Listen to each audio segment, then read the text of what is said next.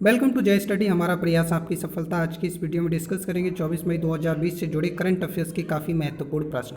आइए स्टार्ट करते हैं आज का सेशन बिना समय गवाए। सर्वप्रथम एक चीज़ याद रखिएगा, अगर अभी तक आपने जय स्टडी यूट्यूब चैनल को सब्सक्राइब नहीं किया है तो चैनल को सब्सक्राइब करना ना भूलें। साथ में बेल आइकन अवश्य क्लिक करें ताकि रेगुलर बेसिस पर आपको वीडियोज़ के नोटिफिकेशन मिलते रहें।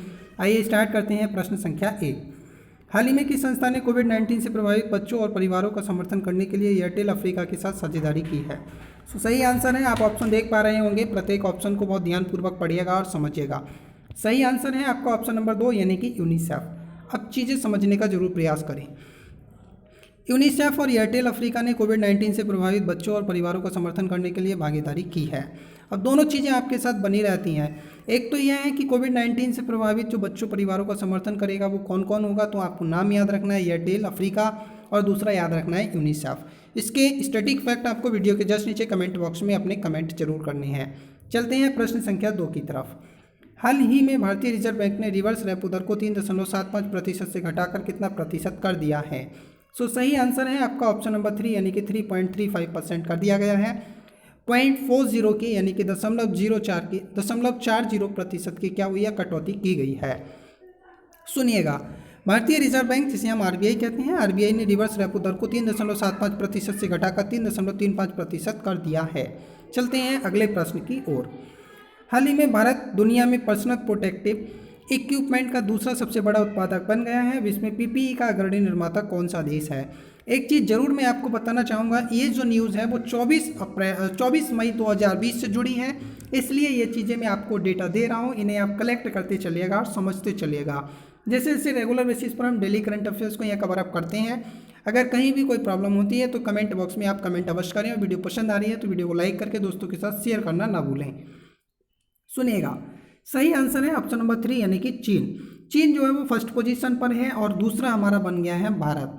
इसी के साथ कुछ चीज़ें समझिएगा। भारत दुनिया में व्यक्तिगत सुरक्षा उपकरण का दूसरा सबसे बड़ा उत्पादक बन गया है। चीन दुनिया में पीपीई किट का अग्रणी निर्माता है यानी कि फर्स्ट पोजीशन लिए हुए है। चलते हैं अगले प्रश्न की ओर। हाल ही में उत्तर प्रदेश के पूर्व माध्यमिक शिक्षा मंत्री और पूर्व सांसद डॉक्टर नेपाल सिंह का निधन हो गया। वह किस राजनीतिक दल से संबंधित थे? सही आंसर है आपका ऑप्शन नंबर 1 यानी कि भारतीय जनता पार्टी, और ये सांसद रहे थे यानी कि पूर्व सांसद थे, जो कि आपके उत्तर प्रदेश में एक डिस्ट्रिक्ट पड़ता है रामपुर से रहे थे। चलते हैं अगले प्रश्न की ओर, और अगला प्रश्न पढ़ने से पहले समझिएगा। उत्तर प्रदेश के पूर्व माध्यमिक शिक्षा मंत्री और भाजपा के पूर्व सांसद डॉक्टर नेपाल सिंह का निधन हो गया। अगला प्रश्न कुछ इस प्रकार से है।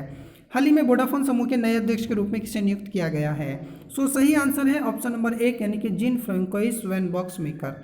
Gene Francois van Boxmeer. नाम जो हैं वो कॉम्प्लिकेटेड होते हैं, लेकिन आपको कॉम्प्लिकेटेड नहीं माइंड में रखना है। आपको माइंड में बिल्कुल सिंपली फोकस करना है और चीज़ों को बार बार रिवाइज करते हुए पढ़ते चलना है, क्योंकि रिवीजन इज डिवीजन कहते हैं ना। लेकिन आज का जो माहौल है उसे आप देखते हुए जितना अधिक रिवीजन कर सकते हैं करते रहेगा, क्योंकि आप घर बैठे हैं, बिना टेंशन फ्री हैं। इसीलिए आप अधिक से अधिक रिवीजन करते रहेगा सभी चीज़ों के लिए, चाहे मैथ्स हो, चाहे रीजनिंग हो, करेंट अफेयर्स हो, या फिर आपका जीएस, हिंदी या इंग्लिश, जो भी आपके सब्जेक्ट हैं अकॉर्डिंग टू एग्जाम्स आप बेहतर तरीके से जानते हैं। इसलिए आप सभी को रेगुलर बेसिस पर पढ़ते रहें और समझते रहें। अब समझिएगा, वोडाफोन समूह ने हाइनकेन के सीईओ जीन फ्रेंकोइस वैन बॉक्समेकर को अपना नया अध्यक्ष नामित किया है। नामित किया गया है, ये चीज़ें बहुत महत्वपूर्ण रहती हैं, और नियुक्त भी कर दिया गया है। नेक्स्ट वन, हाल ही में भारत और बांग्लादेश ने दो देशों के बीच संपर्क और व्यापार को बढ़ाने के लिए कॉल के कितने नए बंदरगाहों का संचालन किया है? सही आंसर है ऑप्शन नंबर 5 यानी कि 5 नए बंदरगाहों का संचालन किया है।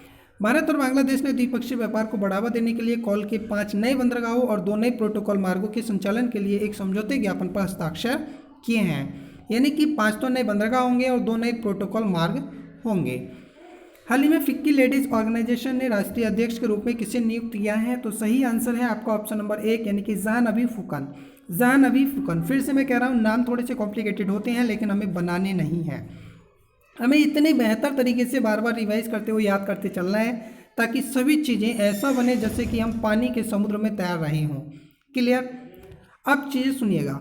असम की उद्यमी हैं जिनका नाम है जाह्नवी फुकन, फिक्की के महिला संगठन की राष्ट्रीय अध्यक्ष चुनी गई हैं। अगला प्रश्न कुछ इस प्रकार से है। हाल ही में अमेरिकी सीनेट ने किस देश के कामयिदियों को स्टॉक एक्सचेंज से हटाने के लिए एक विधेयक पारित किया है? सही आंसर है आपका ऑप्शन नंबर 3 यानी कि वह चीन के हैं। अमेरिकी सीनेट ने स्टॉक एक्सचेंज से चीन के कहा में देश को हटाने के लिए एक विधेयक पारित कर दिया है। चलते हैं अगले प्रश्न की ओर। हाल ही में एनटीपीसी ने किस कंपनी के साथ अक्षय ऊर्जा व्यवसाय के लिए एक संयुक्त उद्यम शुरू करने के लिए समझौता ज्ञापन पर हस्ताक्षर किए हैं? सही आंसर है ऑप्शन नंबर 1 यानी कि तेल और प्राकृतिक गैस निगम। अब चीज़ें समझने का जरूर प्रयास करें। ओएनजीसी एनटीपीसी नवीकरणीय ऊर्जा व्यवसाय के लिए संयुक्त उद्यम शुरू करने के लिए समझौता ज्ञापन पर हस्ताक्षर किए गए हैं। हो सकता है कि आपको लग रहा हो मेरी स्पीड कुछ फास्ट है, लेकिन ऐसा कुछ नहीं है। आपको मेरे साथ बने रहना है, क्योंकि आज हम काफ़ी कुछ कवर अप करने वाले हैं, तो सभी चीज़ों को एक बेहतरीन तरीके से लेते हुए चलेंगे। हाल ही में प्रधानमंत्री नरेंद्र मोदी ने चक्रवात अम्फान के कारण बड़े पैमाने पर हुई तबाही के बाद स्थिति की समीक्षा कर पश्चिम बंगाल और ओडिशा के लिए कितने करोड़ रुपए की अंतरिम राहत की घोषणा की है? सही आंसर है आपका ऑप्शन नंबर 3 यानी कि 1500 करोड़ रुपए।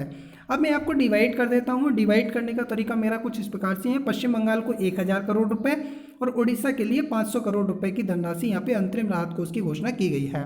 तो दोनों को जोड़ेंगे तो कितना हो गया? 1500 करोड़ रुपए। और ये कोविड-19 से बिल्कुल अलग है। कोविड-19 के तहत जो पैकेज दिया जा रहा है वो बिल्कुल अलग है और ये बिल्कुल एक अलग पैकेज है।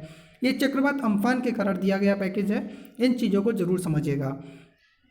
प्रधानमंत्री नरेंद्र मोदी ने चक्रवात अम्फान के कारण बड़े पैमाने पर हुई तबाही के बाद स्थिति की समीक्षा कर, यानी कि वो वहाँ गए थे, खुद से उन्होंने जायजा लिया है, चीज़ों को देखा है, सीखा, समझा है क्या आखिर वहाँ कितना नुकसान हुआ है।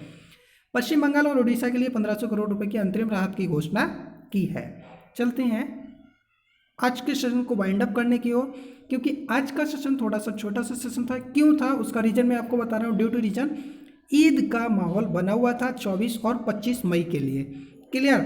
उस वजह से कुछ न्यूज़ें कम आई थी, इसलिए मैंने आपको मोर देन इंपॉर्टेंट क्वेश्चंस यानी अधिक से अधिक महत्वपूर्ण जो प्रश्न आपके बने हुए थे 10 क्वेश्चंस थे, 10 के 10 क्वेश्चन एक बेहतर तरीके से क्लियर किए हैं।